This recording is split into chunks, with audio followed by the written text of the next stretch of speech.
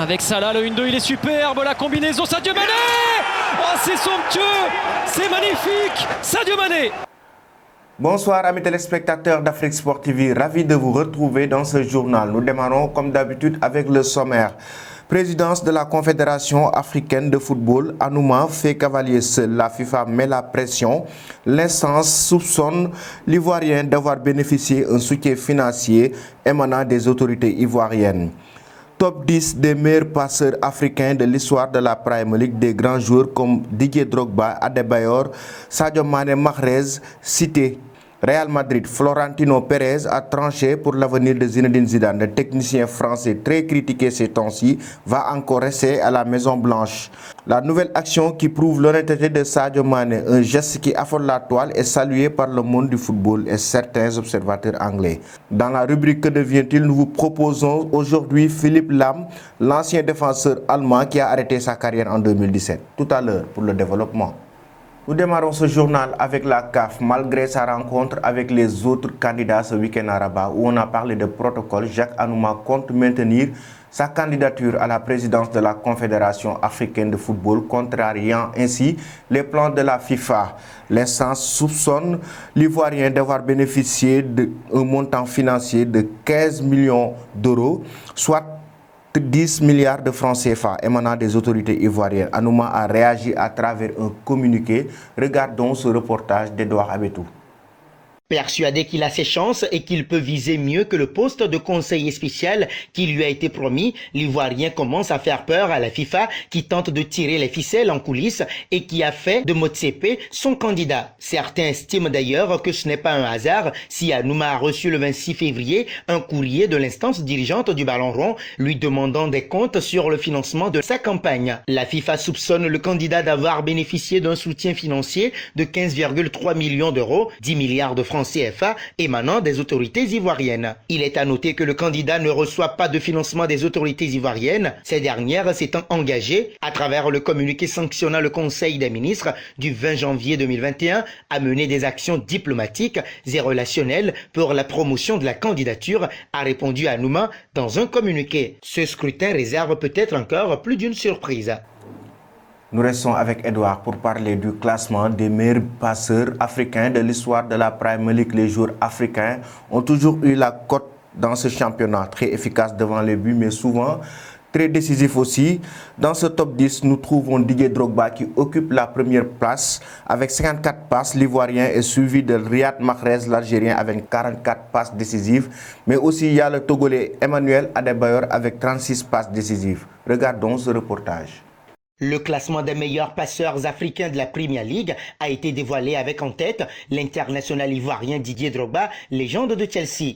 Ils ont été nombreux à évoluer et à briller en Premier League. S'ils ont pour premier rôle de marquer des buts, ces attaquants africains ont fait du dépassement de fonction en délivrant des passes décisives. On retrouve en tête du classement l'ancien joueur de Chelsea, Didier Drogba, l'international ivoirien suivi de Riyad Mahrez qui a brillé à Leicester avant d'évoluer aujourd'hui à Manchester City. La troisième position est occupée par Emmanuel Adebayor. Yaya Touré et Steven Pienaar se partagent la quatrième place avec 32 passes décisives. Le Sénégalais Sadio Mané est sixième avec 29 passes décisives et la 10e place est occupée par son compatriote El Hadji Diouf avec 25. Le top 10, Didier Drogba, Côte d'Ivoire 54, Riyad Mahrez, Algérie 44, Emmanuel Adebayor, Togo 36, Steven Pienaar, Afrique du Sud 32, Yaya Touré, Côte d'Ivoire 32, Sadio Mané, Sénégal 29, Nwankwo Kanu, Nigeria 29, Mohamed Salah, Égypte 28, Yakubu Ayegbeni, Nigeria 26, El Hadji Diouf, Sénégal 25. Nous allons en Espagne. Le président du Real Madrid, Florentino Pérez, a pris une décision concernant l'avenir de Zinedine Zidane. Selon les informations de ABC, Pérez a conforté le technicien français dans ses fonctions et veut qu'il poursuive ses activités avec le club jusqu'à la fin de son contrat en juin 2022. Le Real occupe actuellement la 3e place de la Liga avec 53 points derrière le FC Barcelone et l'Atlético Madrid. Regardons ce reportage de Marcel Maroun. L'avenir se prépare déjà au Real Madrid et le patron de la Casablanca, Florentino Pérez, aurait pris sa décision pour ce qui est de Zinedine Zidane. encore en course pour remporter la Liga, deuxième à 5 points du leader, l'Atlético Madrid, et la Ligue des Champions. Le Real Madrid pense déjà à l'avenir. Ainsi, son président Florentino Pérez a choisi de prendre une décision très forte. Selon les informations de ABC, le président de la Casablanca a conforté Zinedine Zidane dans ses fonctions. Mieux, malgré de nombreuses critiques essuyées par le technicien français cette saison, le patron merengue affirme même en privé qu'il compte sur l'idole maison pour la saison prochaine. Aller jusqu'au bout de son contrat, c'est-à-dire en juin 2022, tel est le souhait de la direction madrilène concernant son entraîneur français, une condition qui pourrait aller un peu plus même si affinité. Alors qu'il lui est reproché de ne pas parvenir à régénérer un effectif vieillissant et une équipe trop lisible et dépendante de ses cadres, Zinedine Zidane est pourtant vu par son supérieur hiérarchique comme le meilleur coach possible pour le Real Madrid. Pérez entend même lui confier les rênes de la reconstruction de l'effectif cet été. Une marque de confiance à l'approche des très grands rendez-vous de la saison, un signe fort aussi sur le marché, alors que Zinedine Zidane est considéré comme l'un des atouts majeurs du Real pour attirer un certain Kylian Mbappé du côté de la capitale espagnole. Reste à savoir comment les socios prendront cette nouvelle alors qu'un processus électoral pour la présidence madrilène devrait s'ouvrir cet été, comme le rappelle le média AS. Florentino Pérez, seul candidat à sa succession pour le moment, a lui déjà choisi son coach. Toujours avec Marcel, mais cette fois-ci en Angleterre, un geste de Sadio Mané qui affole la toile depuis dimanche dernier. Face à Sheffield United, l'attaquant sénégalais aurait pu bénéficier d'un penalty suite à une charge dans la surface de réparation de l'équipe adverse, mais il a préféré rester debout et ce geste est salué par les observateurs du football anglais, mais le monde du football en particulier. Regardons ce reportage. Face à Sheffield United dimanche dernier, Sadio Mané aurait pu bénéficier d'un penalty suite à une charge dans la surface de réparation adverse. Mais le Sénégalais est resté debout, un geste salué par plusieurs observateurs anglais. Après 4 défaites consécutives en championnat, Liverpool a renoué avec la victoire dimanche dernier lors de son déplacement sur la pelouse de Sheffield à l'occasion de la 26e journée de championnat. Curtis Jones a ouvert le score avant que Keane Bryan, contre son camp, ne scelle définitivement le sort de la rencontre. En revanche, l'action qui a retenu l'attention, c'est lorsque Sadio Mané a refusé de se jeter par terre pour bénéficier d'un penalty facile. L'attaquant sénégalais est resté sur ses gardes après un tacle non maîtrisé d'Ethan Ampadu dans la surface des locaux. Un geste salué en Angleterre. N'est-ce pas formidable de voir Sadio Mané rester debout là-bas ? Il y a un certain contact, mais il reste sur ses pieds. C'est vraiment bien. Remarque le commentateur de Sky Sports, Andy Hinchcliffe. Sadio Mané est coutumier des faits. Face à Newcastle déjà lors de la 16e journée de la Premier League, l'international sénégalais n'avait pas plongé suite à un contact dans la surface adverse. La plupart des joueurs essaient de rendre les choses plus évidentes pour l'arbitre. C'est pourquoi nous avons été surpris qu'il ne soit pas tombé. Mais nous devrions applaudir son honnêteté. Nous voyons tellement de fois des joueurs tomber quand il n'y a pratiquement pas de contact, ou pas de contact du tout, qu'on peut le féliciter. Mais je suis sûr que Jürgen Klopp se dit que s'il était tombé, il aurait obtenu un penalty. Cela montre qu'il est pratiquement impossible pour un arbitre de siffler un penalty si vous ne tombez pas. Je l'ai déjà dit et je le répète, les arbitres ne se soucient pas de ces actions. En fait, ils préfèrent que les joueurs plongent pour pouvoir prendre une décision. Donc en fait, c'est presque mieux pour un arbitre si vous plongez. Au moins, il peut agir. Avait déclaré Michael Owen, l'ancien attaquant des Reds. A noter que Liverpool peut enchaîner une deuxième victoire consécutive ce jeudi. Cependant, la tâche s'annonce ardue puisque l'adversaire s'appelle Chelsea. Pour rappel, les Blues n'ont plus perdu aucun match depuis l'arrivée de Thomas Tuchel. Merci Marcel. Comme nous l'avons annoncé en titre, nous allons revenir sur la vie après-foot de Philippe Lam qui a évolué toute sa carrière professionnelle avec le Bayern Munich et Stuttgart. Philippe Lam a marqué le football allemand de par sa constance et son fair play. Avec son palmarès prestigieux, il a arrêté sa carrière en 2017. Découvrez sa vie après-carrière avec Cheikh Mamoun.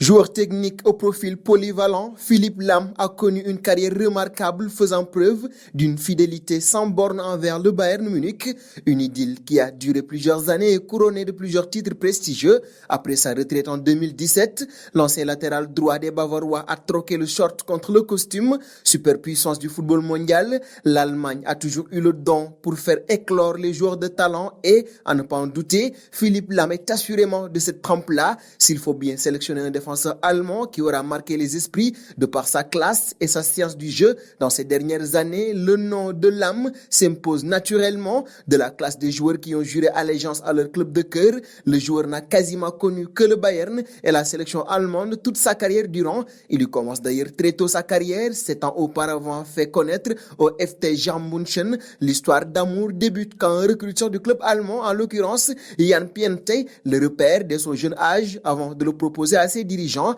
S'ils se font rapidement dans le décor au sein des équipes jeunes au point de s'adjuger le capitanat, Lahm ne dispose pas de temps de jeu en équipe première, barré notamment par Sagnol et Lizarazu. Il s'exile du côté de Stuttgart en 2003. Le jeune joueur y effectue ses débuts en Bundesliga et brille de mille feux sous le maillot du club allemand. La saison suivante, il est victime d'une grave blessure mettant un terme à son prêt, mais c'est vraiment à son retour au Bayern qu'il explose progressivement dans son poste de prédilection. L'Allemand gravit les échelons et s'impose comme un cadre naturel de cette équipe et récupère même le capitanat en 2011. Il ne lâchera plus jusqu'à la retraite en 2017. Entre-temps, il empoche plusieurs titres dans sa besace, 7 titres de champion d'Allemagne, 5 coupes d'Allemagne, 2 supercoupes, mais aussi et surtout la fameuse Ligue des Champions en 2013, après avoir échoué contre Chelsea, qui font partie donc de son palmarès prodigieux. En sélection, Philipp Lahm pèse pas moins de 113 sélections et a soulevé la Coupe du Monde 2014, toujours en tant que capitaine, tout en ayant joué les premiers rôles.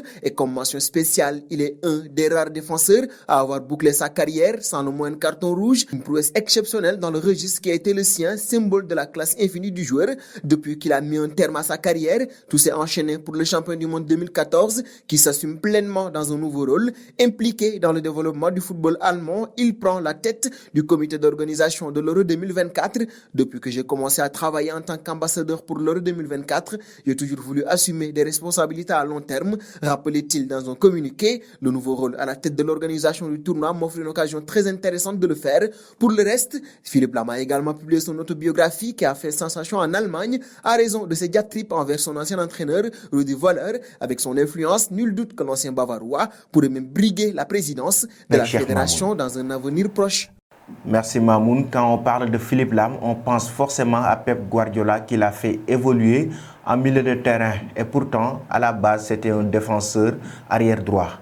Merci, c'était tout pour aujourd'hui. On vous donne rendez-vous demain à la même heure.